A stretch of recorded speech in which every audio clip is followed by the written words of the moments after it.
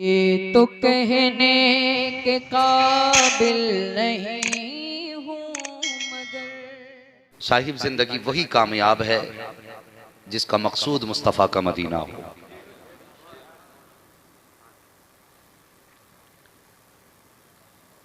मरना तो सभी को है। किसी ने कहा था मौत उसकी है कि जिसका जमाना करे अफसोस। यूं तो दुनिया में सभी आए हैं मरने के लिए। अपने जीते जी कुछ ऐसे काम कर जाओ जिसके जाने के बाद दुनिया ये ना कहे अच्छा हुआ जगह खाली तो हुई, बल्कि ऐसे हो के मरो जब जनाजा उठे तो लोग आंसू बहाएं और दुआएं करें अल्लाह इसका बदल पैदा फरमाते। साहिब सबसे बेहतर तरीका ये है जिंदगी गुजारने का कि तसव्वुर में सिर्फ मदीना हो, ख्यालों में सिर्फ मुस्तफ़ा की यादें हो। तुम्हारा तर्ज जिंदगी ऐसा हो कि किसी को ये पूछना ना पड़े कि तू किसका गुलाम है, किस बिरादरी से ताल्लुक रखता है, कौम क्या है, बल्कि तेरा चेहरा देखने वाला कह दे कि इससे पूछने की जरूरत नहीं, चेहरा बता रहा है कि मुस्तफ़ा का कलमा पढ़ने वाला आ रहा है। मगर क्या करें, एक हंगामा महशर हो तो भूलूं उसको, सैकड़ों बातों का रह रह के ख्याल आता। आज हमारे समाज का आप जायजा लें, हमारी सोसाइटी, हमारे मुआशरे को अगर आप देखें तो हमारे हर गांव, हर कबीले, हर खानदान में नाक और मूंछ के झगड़े मिलेंगे। हर आदमी इस रेस पर है कि तेरा मेरे से आगे, मेरा तेरे से आगे, मैं जीत जाऊं तू जीत जाए, तू हार जाए मैं हार जाऊं, इसकी फिक्र सबको है। कुछ लोगों का मकसद यह है कि जिसने चार लोगों में इज्जत कमा ली वो शान वाला हो गया। साहिब जिसने चार लोगों में वाह वाह हासिल कर ली वो इज्जत वाला नहीं है। जिसने आलीशान बंगले बना लिए वो शान वाला नहीं है। जिसके कपड़ों पे मक्खी ना बैठी वो इज्जत वाला नहीं है। सबसे ज्यादा इज्जत वाला वो है जिसे अल्लाह ने ईमान की मौत अता फरमा दी हो। ये दुनिया की 4 दिन की जिंदगी है, यहां जिंदगी और मौत से ये 4 दिन की जिंदगी इज्जतों के फैसले नहीं करती, बल्कि इंसान की आखिरी सांस इज्जतों के फैसले करती है।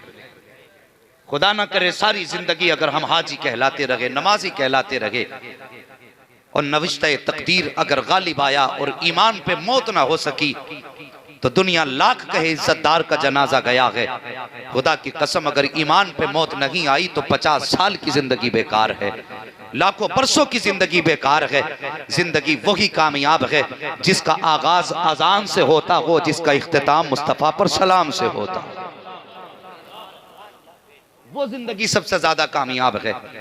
आज तो लोग हाथ पकड़ के कहते हैं यार बड़ा भारी सूफी हो गया, शादी में जवाब में जलसे कर रहा है। हैरत होती है साहब, हम मुसलमान हैं, हम कलमा पढ़ने वाले हैं, जब लोग हम ही से हमारे लोग कहते तो बड़ा भारी सूफी बना फिर रहा है।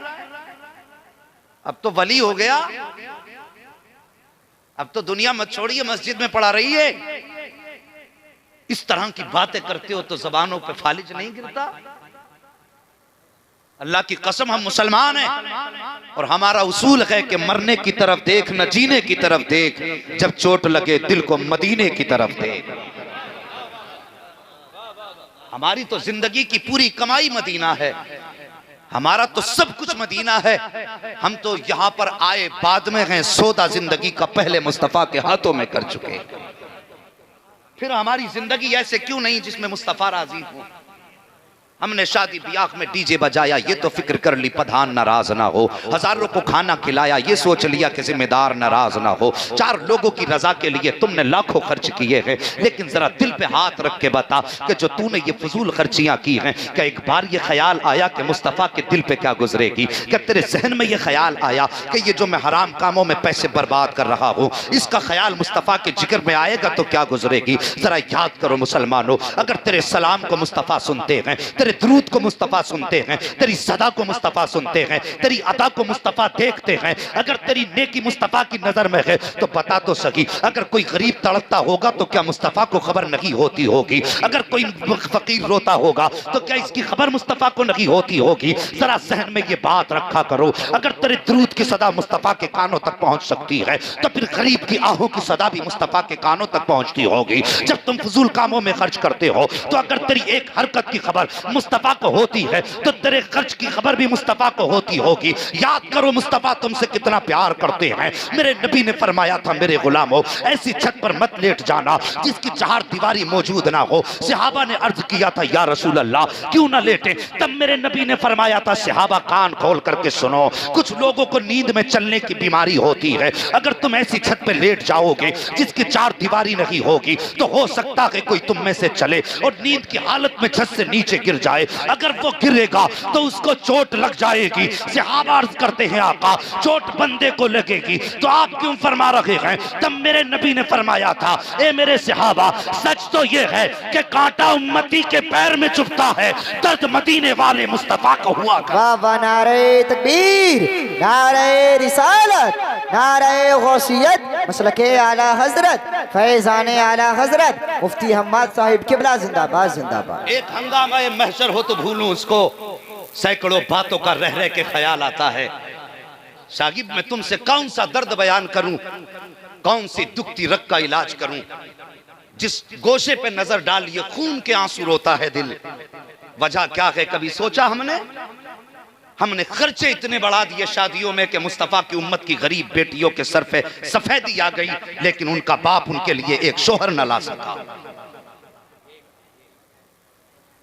कितने फोन दिन भर में ऐसे आते हैं, हजरत दुआ कर दीजिए बेटियों के रिश्ते नहीं हो रहे हैं। ये दिन देखना था इस उम्मत को, इतने बुरे दिन भी आने थे। मेरे नबी ने फरमाया था, निकाह आसान करो ताकि गुनाह कम हो जाएं। लेकिन अफसोस उम्मत के हालात पर कि निकाह इतना मुश्किल हो गया है कि जिना कई गुना ज्यादा उससे आसान हो गया। हम किस डगर पे चले हैं, हम किस नगर पे चले गए? फिर कहते हैं उसका दामन नहीं छोड़ेंगे, आला हजरत का दामन नहीं छोड़ेंगे, उसका दामन नहीं छोड़ेंगे, इसका दामन नहीं छोड़ेंगे। मैं कहता हूं साहिब पहले पकड़ तो लो, दामन छोड़ोगे तो बाद में। अभी हमने पकड़ा नहीं है। साहिब एक बात पहले बता दूं, मेरी तकरीर तबे यार को बेचैन करती है। सबब क्या है वही कहता हूं जो दिल पर गुजरती है। अगर कोई ये सोच के यहाँ बैठा है कि मौलवी जन्नत बांट के जाएगा तो उठ के चला जाए। मौलवी के बाप की जन्नत नहीं, जन्नत मदीने वाले रसूल पाक की है। मेरे चाहने से जन्नत नहीं मिलेगी, जन्नत उसे मिलेगी जिसे मुस्तफा चाहेंगे। आओ उम्मत पर जुल्म करने वालों, उम्मत के गलों का बोझ बनने वालों, मेरी बात जरा ध्यान से सुन लेना। अंदाज़े बयां मेरा बहुत शौक नहीं है, शायद कि उतर जाए तेरे दिल में मेरी बात। आज बेटियां बाप की दहलीज में बैठे बैठे बूढ़ी हो रही हैं और उसके ऊपर सितम बालाए सितम ये कि अगर कोई अमीर बेटी की शादी करता है तो इसी चौक में ला करके जहेज रखेगा और फिर खबर दी जाती है जहेज सज गया के जा करके देख लो। तुम अपनी बेटी को दे रखे हो, साहिब जो भी दे रखे हो, मैं कहता हूं अपनी मर्जी से तुम सारी जायदाद बेटी के नाम कर दो, तुम पे कोई फतवा आयद नहीं होता है। लेकिन जो दे रखे हो उसको चौराहे पे न रखो, इसलिए कि जब तुमने नुमाइश के लिए चौराहे पे रखा, ये सोच के रखा कि हमारे माल को देख करके दुनिया हमारे माल की तारीफ करेगी। कोई कहेगी प्रधान ने इतना दिया है, कोई कहेगा जमींदार ने इतना दिया है, कोई कहेगा ठेकेदार ने इतना दिया है। साहिब तुमने ये सोच करके चौराहे पे सामान रख दिया। हाँ हाँ दुनिया देखने आई है, लेकिन तुम्हें एहसास तक नहीं होता है। उसी जहेज को देखने के लिए जहां अमीरों की शहजादियां आती हैं, वही देखने वालों में गरीब बाप की गरीब बेटियां भी आया करती हैं। जब तुम्हारे जहेज को देखने के बाद गरीब बाप की बेटी अपने बाप के मकान पर जाती है, गर्दन नीचे होती है, एक दिल में ख्याल आता कि काश मेरा बाप अमीर होता तो इतना जहेज का इंतजाम कर देता। दूसरे पल ख्याल आ जाता है कि मैं अपने बाप से ये फरमाइश करूं जो उसने अपनी बेटी को दी है, तुम भी दे देना। लेकिन जब बेटियां बाप की गुर्बत को देखती हैं तो खुदा की कसम हसरत सीने में दफन होकर रह जाया करती हैं। खुदारा तुम्हें मुस्तफा का वास्ता है, जो अपनी बेटियों को देना है शौक से दो, लेकिन चौराहे पे रख के उसे जीनत मत बनाना। कहीं ऐसा ना हो तुम्हारा जहेज किसी बाप की बेटी के लिए फांसी का फंदा ना बन जाए, कहीं ऐसा ना हो तुम्हारी शानो शौकत किसी गरीब के लिए फांसी का फंदा ना बन जाए। क्या तुम ये खबरें नहीं पढ़ते हो कि आज फला बस्ती के अंदर एक बाप ने फांसी के फंदे पर झूल करके अपनी जिंदगी को खैराबाद कह दिया? हाँ हाँ साहिब, आए दिन आर्टिकल आया करते हैं कि एक बाप ने अपने बच्चों के साथ ट्रेन के आगे छलांग लगा करके मौत को गले से लगा लिया। मैं पूछना चाहता हूँ इन मौतों का जिम्मेदार कौन है, इन मरने वालों का जिम्मेदार कौन है। अगर तुम कहो कि उसकी बदनसीबी है तो मैं कहूंगा नहीं। अगर तुम ये कहो कि उसकी गरीबी है तो मैं कहूंगा नहीं। अगर तुम ये कहोगे कि उसकी बेवकूफी है तो मैं कहूंगा नहीं नहीं, इनमें से कोई जिम्मेदार नहीं है। फिर पूछो, मैं बताऊंगा जिम्मेदार कौन है गरीब की मौत का। तो सुनो, जिम्मेदार वो बाप है जो बेटे के लिए फिरौन बन करके मुंह फाड़ करके दौलत मांग रहा है। इस गरीब की मौत का जिम्मेदार वो है जिसने बेटे के लिए मांगे रखी हैं। इस गरीब की मौत का जिम्मेदार वो है जिसने जहेज चौराहे पे लाके रखा है। इस गरीब की मौत का जिम्मेदार वो है जिसने निकाह को मुश्किल बना दिया है। इस गरीब की मौत का जिम्मेदार वो है जो उम्मत पे बोझ बन गया है। आओ, जन्नत में जाना चाहते हो तो किसी की मौत का सबब ना बनो, बल्कि मरने वालों की जिंदगी का सबब बनो। अगर तुम किसी भी मरने वाले की जिंदगी का सबब बन जाओगे तो खुदा की कसम इधर गरीब राजी होगा, उधर मदीने वाला। नारे तकबीर, नारे रिसालत, नारे गौसियत, मसलके आला हजरत, फैजाने आला हजरत जिंदाबाद जिंदाबाद। वाह वाह वाह।